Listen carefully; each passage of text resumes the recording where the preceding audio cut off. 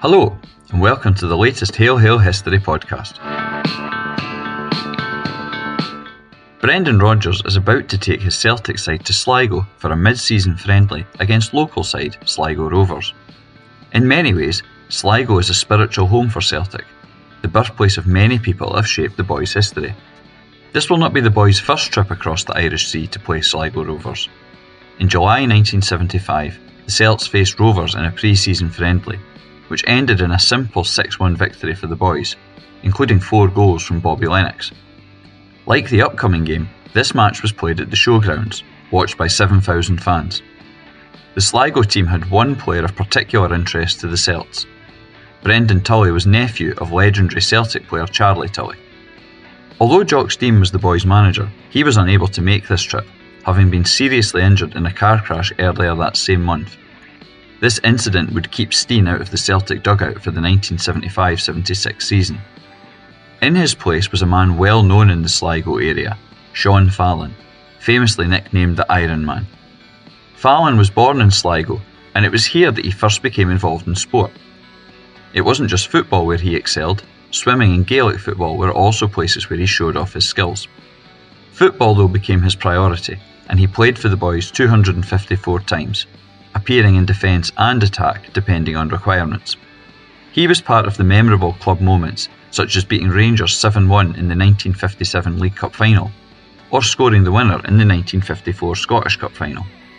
However, arguably his most important contribution was as Jock Stein's assistant manager.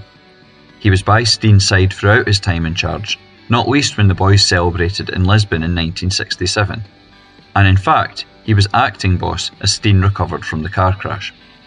There have been other player and manager connections between Celtic and Sligo too.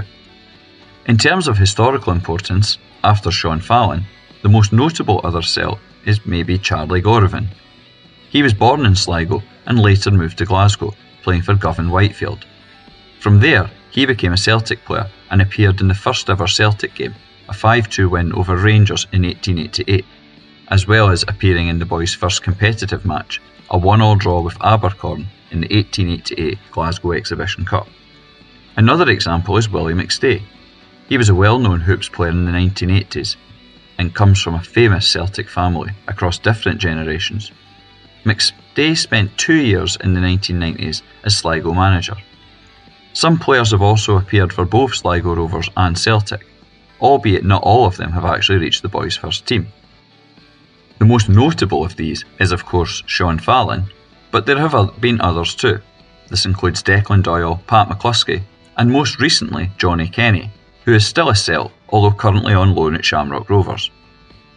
Other men from the Sligo area haven't pulled on a Celtic jersey, but they have still had a profound impact on the club and its history. The most notable of these is, quite simply, the man who made Celtic, Brother Walfrid. Andrew Cairns was born in Ballymote in Sligo in 1840. He later tried to escape the ravages of poverty by moving to Glasgow, and joined the Marist order as Brother Walfrid. As head teacher of Sacred Heart School, he tried to feed poor local children through the penny dinner scheme. In seeking to raise funds for this, Walfrid used various football teams, and he was inspired by Hibernian's 1887 Scottish Cup win. This led him in November 1887 to organise the establishment of Celtic Football Club, a profound legacy indeed. Walfrid's Sligo heritage is celebrated locally to this day. As well as the statue that he has at Celtic Park, in 2004 another statue was unveiled at his former Sligo home. Fittingly, Sean Fallon, as a Celtic and Sligo representative, was involved in the unveiling. Another notable Celtic founder was born in Scotland, but had a strong Sligo link. William MacKillop came from Ayrshire, born to Irish parents. He was a successful businessman, operating various shops and restaurants. MacKillop helped start the club and later served on the Celtic board. In addition, he later became a Member of Parliament, representing North Sligo. The Celtic and Sligo Rovers match will be far from the biggest game in which the boys participate this season. However, it has an important place in remembering and celebrating some of Celtic's important historical Irish links. To learn more about Celtic's history, follow Hail Hail History on Twitter X, or you can take part in a free Celtic history walking tour.